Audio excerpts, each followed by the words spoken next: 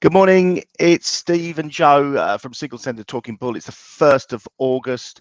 Welcome to the show. Joe's having a few technical issues, so I'll lead the show, but we'll get Joe's opinion on the FX. So please let us know what you'd like to see and we can dive into it. We're going to start with, oh God, look at a black thing behind me. That's my chair. Really odd looking space age chair I've got. Let's kick it off with the headlines. And Eurozone, the headline rate for Eurozone core inflation, CPI inflation rate declined to 5.3% from July from 5.5 previously, and in line with consensus forecasts. The core rate held at 5.5% for the month and slightly above market expectations of 5.4, with service sector inflation at a record high. There was an increase in UK mortgage approvals to 54,600 for June from a revised 51,100 the previous month, and above consensus forecasts of 49,000. There was a small net increase in mortgage lending for the month after 2 consecutive declines, while consumer credit increased at a faster rate. Funny that. The latest US Federal Reserve survey recorded tighter credit conditions and slower loan demand. Credit conditions are expected to tighten further over the next few months. Could be to do with the interest rates that they're flying through the roof. The Reserve Bank of Australia held interest rates at 4.1% following the latest policy meeting. Consensus forecasts were for a further 25 basis point hike, although a sizable majority of analysts had expected no change.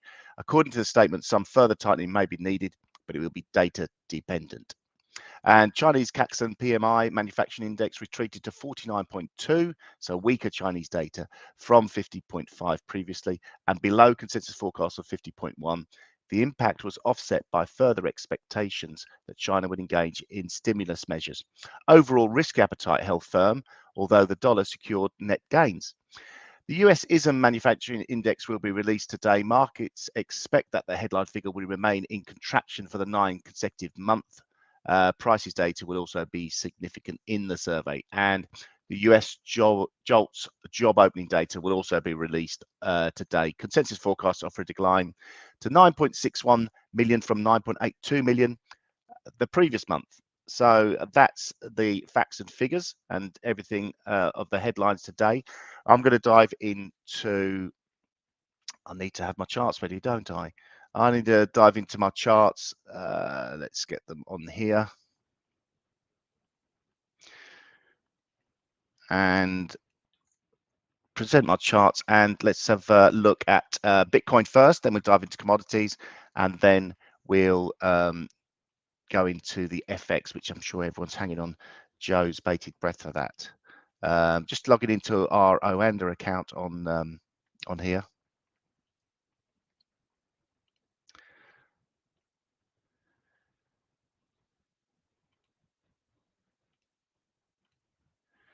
And get my charts up. Don't want to follow Joe's. How you doing, Joe? All right? I've got about 3-second lag here, I think, Steve. You're catching up a bit. Yeah, you're a little bit delayed on the screen, but don't worry too much about that. Let's take a look at cryptos. Bitcoin under a bit of pressure. We've talked about this last week about how we were trapped in this range up high after the impulsive move higher, and we broke down below the lower level of that range and support at 29,500. And since then, we haven't really managed to close above that level. We've tried 4 or 5 times to break above it, broken above it a couple of times, but never managed to close above it. And today we're seeing a bit of a break to the downside, taking out 24th of July's low of 28,842, trading just above there now. But we have poked our head below. Trendline support comes in today around about the 27,400 level. The more serious or major support is around about 25,000 in Bitcoin. XRP still remains under pressure. We're seeing this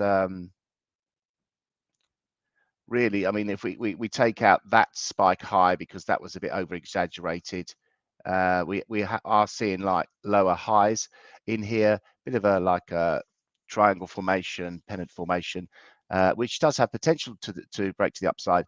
But if we do break down below the support at 66.80, I would be concerned about this, that we could really drop back to retest the 58 cent level and then potentially lower. So seems to be giving up the sort of like gains that we initially got from the SEC losing the case to Ripple. Let's take a look at gold.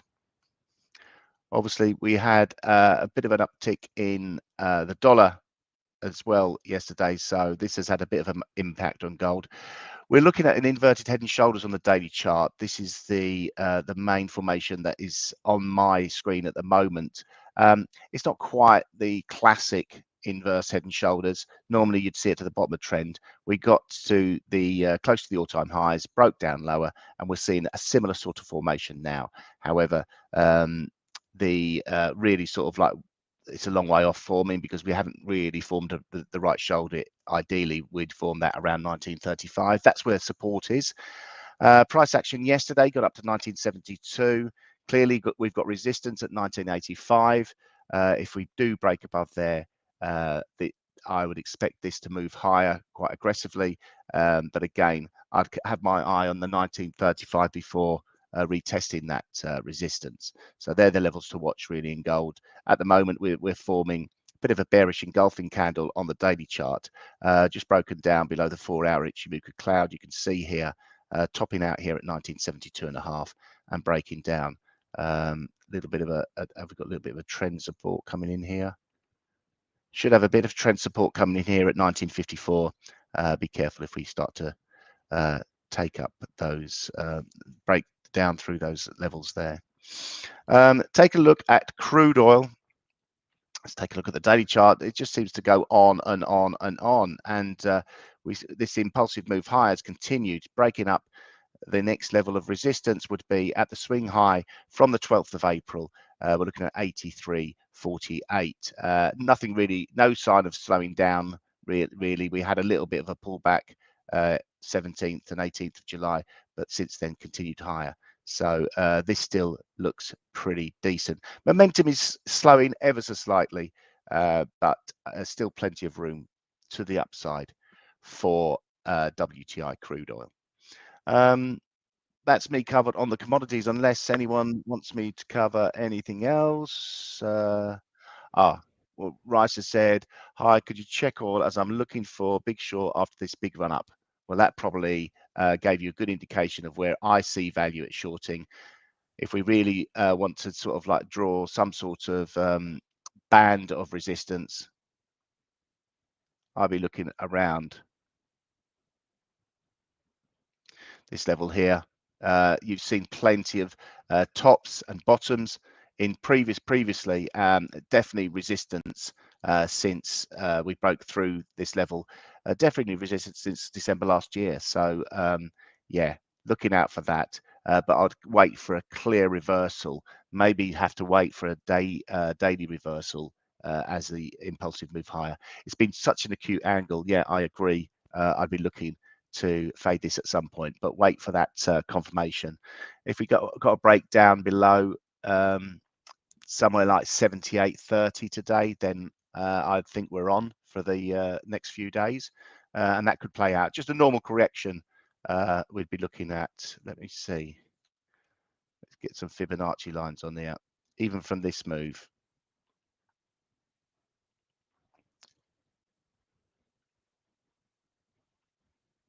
A normal correction would be looking at 76.30, which is around about this price action area here. So yeah, looking for that, but as I say, a little bit more room for the upside maybe, so be careful.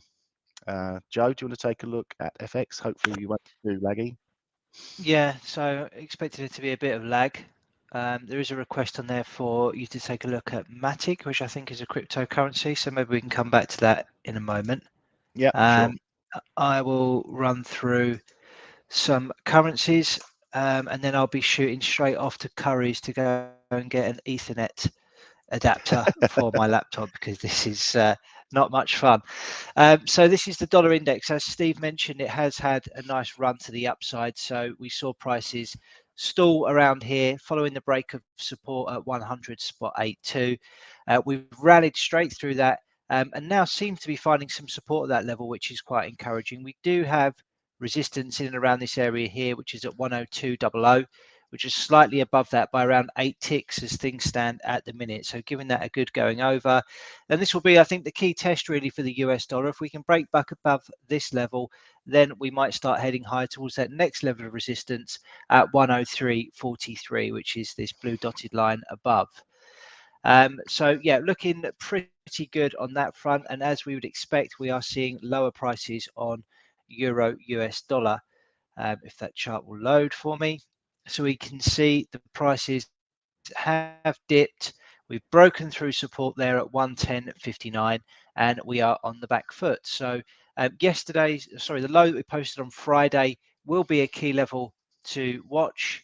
That will be at 109.43. So it'll be interesting to see if we get any reaction at that level. If that fails to hold, then prices may fall to this area of support around here, which is at 108.44.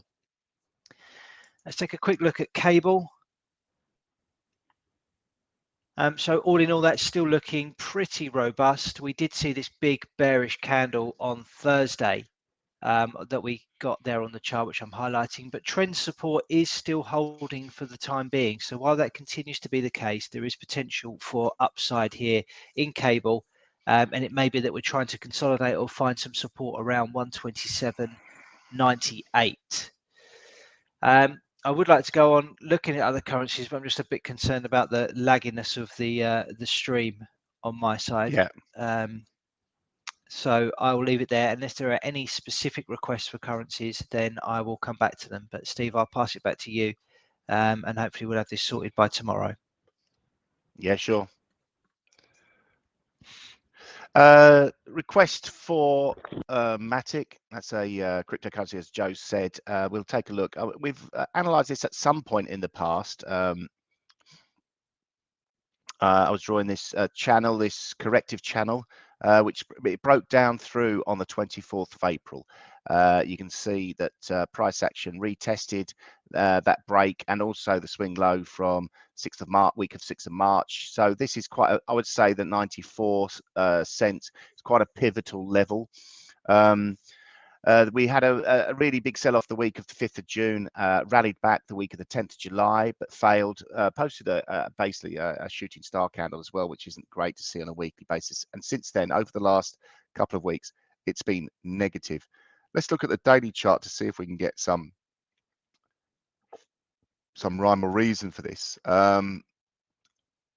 We looked at a head and shoulders formation a long while ago, but that failed, and let's take that out. Normally, I like to sort of at least get a Fibonacci retracement onto these things, see what we've done. So this is acted quite normally, as in a market acting normal, if we could say that. This impulsive move lower basically punched out a low on the 10th of June this year and rallied high and stalled just in front of the 38.2% Fibonacci retracement level, which came in at 90. Or 91, we could say. It's almost 91.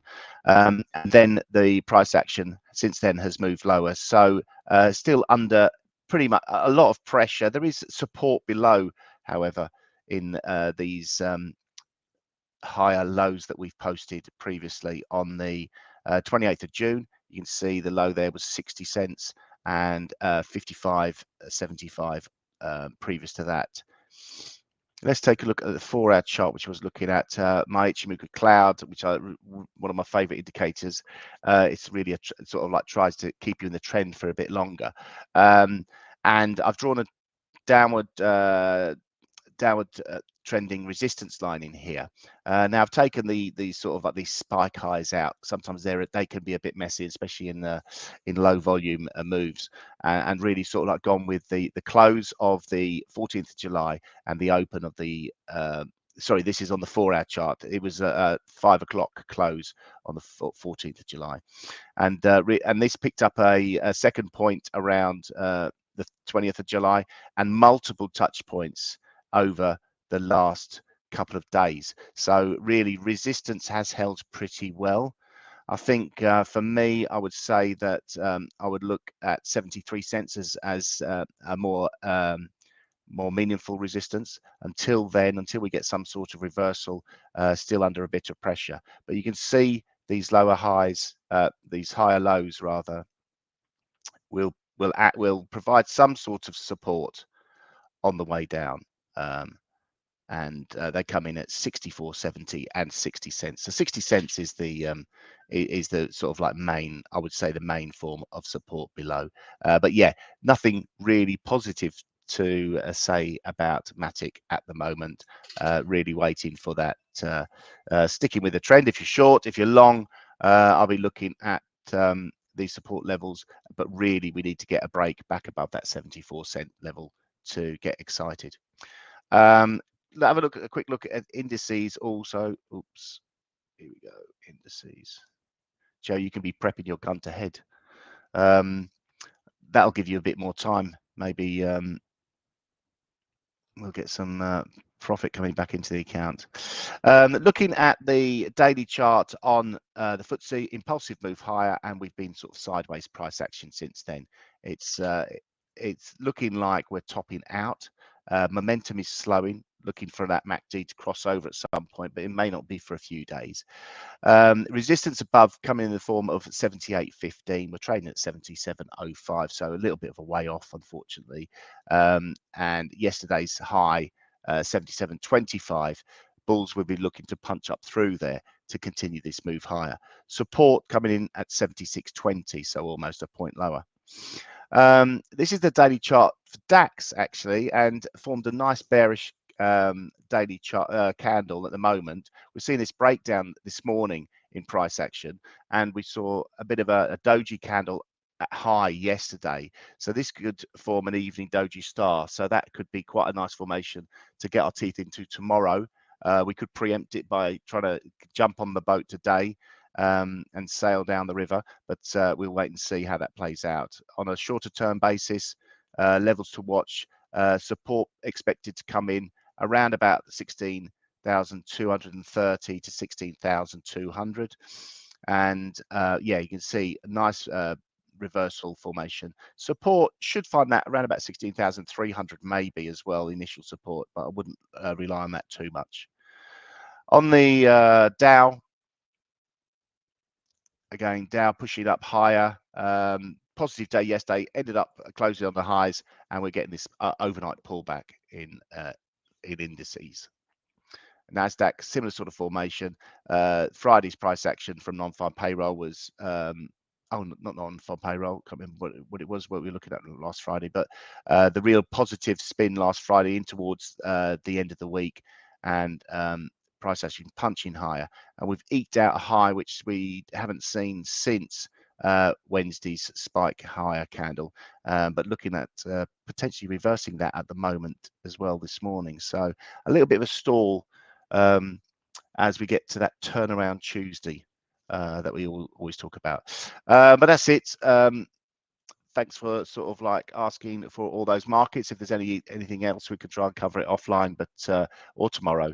But I see Joe's dropped off. He's having a little bit of a think about his gun to head. So we'll take a look at our gun to head in a second.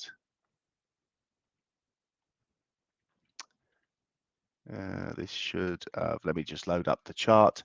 So the gun to head is when we both pick a trade live on air around about this time. We place a stop and a target and a market entry. Risk reward has to be 2 to 1 or better, which is very difficult to do on the spur of the moment. The trades are closed intraday, so we don't have any overnight risk. We close them at 9 p.m. unless the stop or the target is hit. We risk 1% of capital each. Now this hasn't been going fantastically well this year. Pretty poor performance overall. We have been doing this for about 3 years now, and overall it's been pretty good. But since we've had the live account going, hasn't been so good. Let's jump over to there. We started with £2,000. We're up down to 1690, so not good at all. But we're going to carry on. We're going to soldier on. We're going to try and make this better and see if we can find some winners. Obviously, the little turnaround on, I like to look at charts like this, and you know me, I always look for a little bit of a breakdown in the indices, and the turnaround yesterday gives me a little bit of a glimmer of hope that maybe the S&Ps, which is one we can get our teeth into. Support really, ideally, I'd like to sell a break of 44.50, but we don't have that luxury of waiting. So let's get it on here. Remember, 9 o'clock is the 9 o'clock is the closing time. So something like that would be what I'd be looking for. I might be a little bit more aggressive with it and bring the stop in to around about there. That makes it a bit more aggressive. So let's get this trade on. Create new order. Oh, I've got to get on to the Oanda equivalent chart. Here we go. So let's put this trade on, create new order. I want to sell, obviously. Stop target is risking 0.99%. That's fine. I want to adjust it. Yeah, that looks good to me. You know what? If I took those levels now, I don't think that's too bad of levels. I didn't really want to. If I push it up there, I've got to look for a bit more of a deeper correction, but that to me looks fine. The break around about 43.79, targeting a move just in front of that. So that's me done for my gun to head. Let me just check how Joe's getting on and see whether he has got an idea. Oh, what's going on?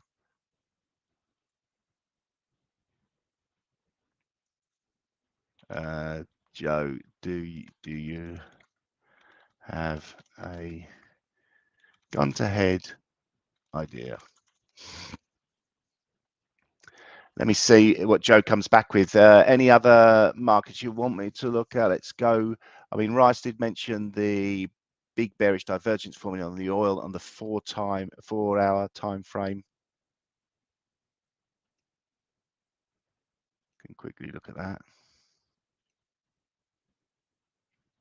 I mean, it really is. Let's get an indicator on there.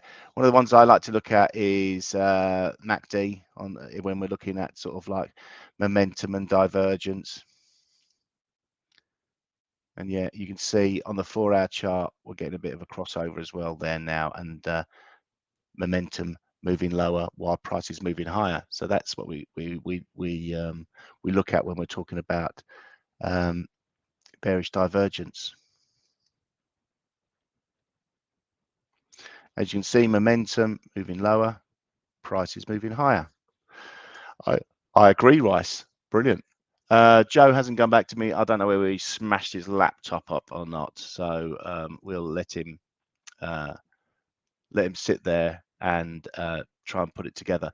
Looking ahead, next 24 hours, we've got the, as we said, we mentioned US ISM index manufacturing, US JOLTS job openings data, and events for the week. US ADP employment report on the 2nd, that's tomorrow. Bank of England policy decision on Thursday. US ISM services index Thursday, and Friday, the all-important US employment report and the Canadian employment report. So pretty busy rest of the week we've got, and yeah, should be quite interesting. Well, thanks for joining us for a sort of a slightly tech interrupted show, but hopefully you got some sort of value out of it, and we look forward to tuning in again. Probably be Thursday now, and seeing you then. Thanks a lot. Cheers.